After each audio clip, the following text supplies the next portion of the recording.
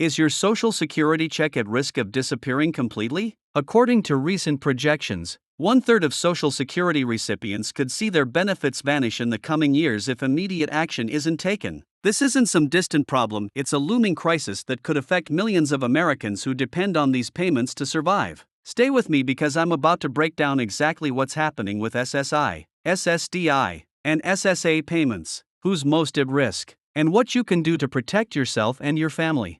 If you're concerned about your financial future and want to stay informed about these critical Social Security updates, make sure to hit that subscribe button and notification bell right now. I post new videos every week with the latest information that could affect your benefits and financial security. Let's dive into what's really happening with Social Security. For decades, Social Security has been the bedrock of retirement planning for millions of Americans. The program currently supports over 70 million people, including retirees, disabled workers, and survivors of deceased beneficiaries. But the system is under unprecedented strain. The Social Security Trust Fund, which has been building reserves since the 1980s, is being depleted faster than it's being replenished. Why is this happening? The answer lies in our changing demographics and economic realities. Baby boomers are retiring in record numbers, approximately 10,000 each day, while fewer workers are paying into the system to support them. In 1960, there were 5.1 workers for every Social Security beneficiary. Today, that ratio has plummeted to just 2.8 workers, and it's projected to fall to 2.3 by 2035. Can you see how this creates an unsustainable mathematical equation? More money going out than coming in, it's a recipe for disaster if left unchecked. What does this mean for you and your benefits? According to the latest Social Security Trustees report, the combined trust funds that pay retirement, survivor, and disability benefits will be depleted by 2034, that's less than a decade away. Once those reserves are exhausted, incoming payroll taxes will only cover about 78% of scheduled benefits. In plain English, this means a potential 22% across-the-board cut for everyone receiving benefits, unless Congress acts to shore up the program's finances. Have you thought about how a sudden 22% reduction in your monthly check would impact your ability to pay for essentials like housing, food, and healthcare? The situation is particularly dire for Supplemental Security Income (SSI) recipients. These are some of America's most vulnerable citizens: elderly people with limited income and resources, and disabled individuals who cannot work. SSI benefits already provide only a modest safety net, with the maximum federal benefit amount in 2025 being well below the federal poverty line for a single person. Any reduction in these already minimal payments could be catastrophic for recipients who have no other sources of income. Can you imagine trying to survive on even less when you're already struggling to make ends meet? Social Security Disability Insurance (SSDI) recipients face similar challenges. These are individuals who have worked and paid into the system but can no longer work due to disability. The average SSDI benefit replaces only about 40% of a worker's previous earnings. A 22% reduction would push many disabled workers and their families below the poverty line. Is it fair that those who've contributed to the system throughout their working lives could be left without adequate support when they need it most? How did we get to this point? The Social Security funding crisis didn't happen overnight. It's the result of decades of demographic shifts, economic changes, and political inaction. The program was designed in the 1930s when life expectancy was much lower and the worker-to-beneficiary ratio much higher. As Americans live longer and birth rates decline, the fundamental math of Social Security has changed dramatically. The average 65-year-old today can expect to live about 20 years in retirement, drawing benefits far longer than the system's original architects anticipated. Have you considered how much longer people are receiving benefits compared to when the program was first created?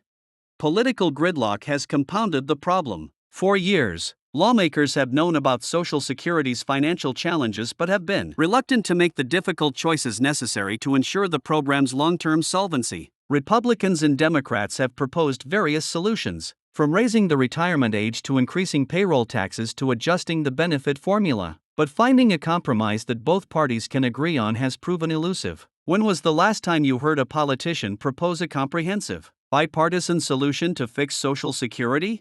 The potential consequences of inaction are severe. If benefits are reduced by 22%, millions of Americans who rely on Social Security as their primary source of income would face financial hardship. According to the Social Security Administration, 37% of men and 42% of women aged 65 and older rely on Social Security for 50% or more of their income. For a significant number, 12% of men and 15% of women, Social Security provides 90% or more of their income. What happens to these individuals if their monthly checks suddenly shrink by more than a fifth?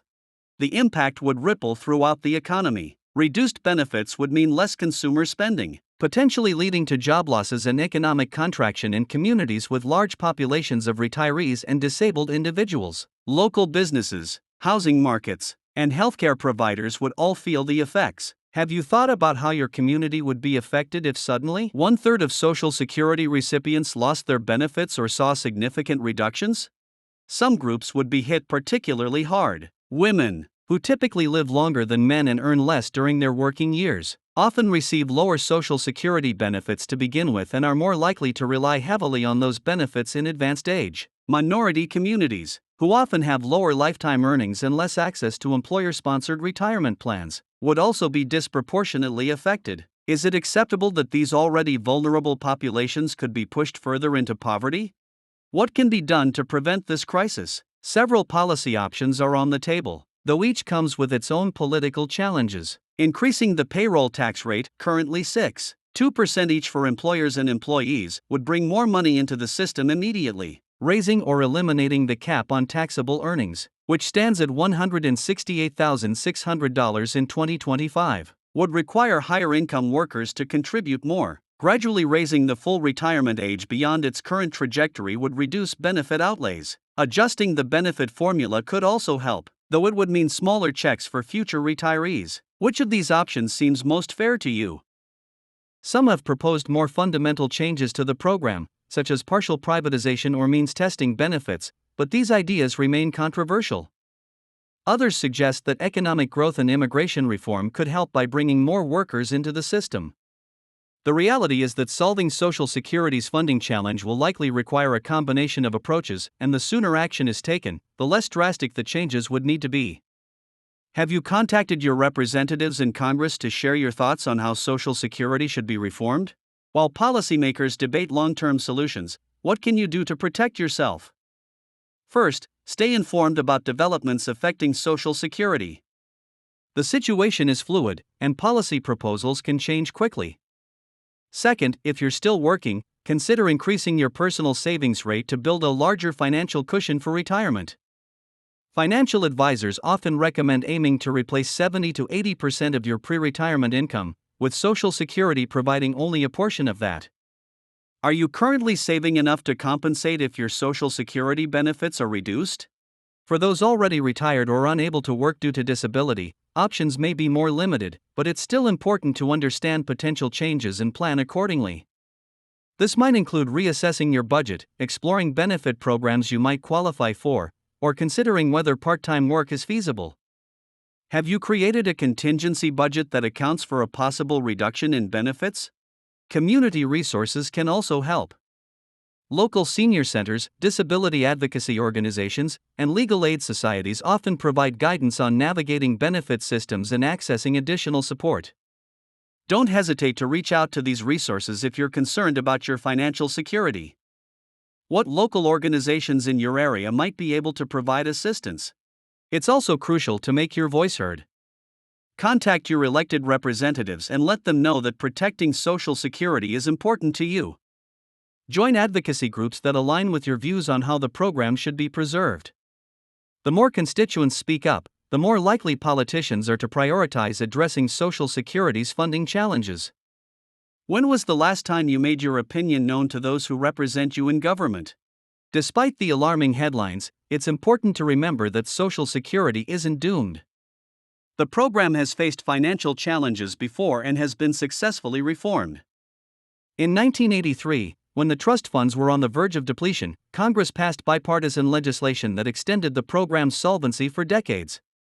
Similar action today could ensure that benefits continue without interruption for current and future generations. Do you believe our current political leaders have the will to come together and find a solution as their predecessors did? The clock is ticking, though. The longer policymakers wait to address Social Security's funding shortfall, the more difficult and painful the eventual solutions will be. A gradual approach implemented soon would allow workers and beneficiaries time to adjust their plans accordingly. Waiting until the trust funds are nearly depleted would force more drastic and potentially disruptive changes. Isn't it better to make modest adjustments now rather than face severe cuts later? So, where does this leave us? The potential for 1/3 of Social Security recipients to lose their benefits isn't a certainty, it's a warning of what could happen without action. By understanding the challenges facing Social Security and advocating for sustainable solutions, we can help ensure that this vital program continues to provide a foundation of financial security for generations to come. The future of Social Security is ultimately in our hands, through the choices we make as individuals and as a society. Thank you for watching this important update on the state of Social Security benefits. If you found this information valuable, please hit the like button and share this video with others who might benefit from it. Don't forget to subscribe to our channel for more content on retirement planning, Social Security updates, and financial security strategies. And drop a comment below with your thoughts on how we should address the Social Security funding challenge. I'd love to hear your perspective. Until next time, stay informed and take control of your financial future.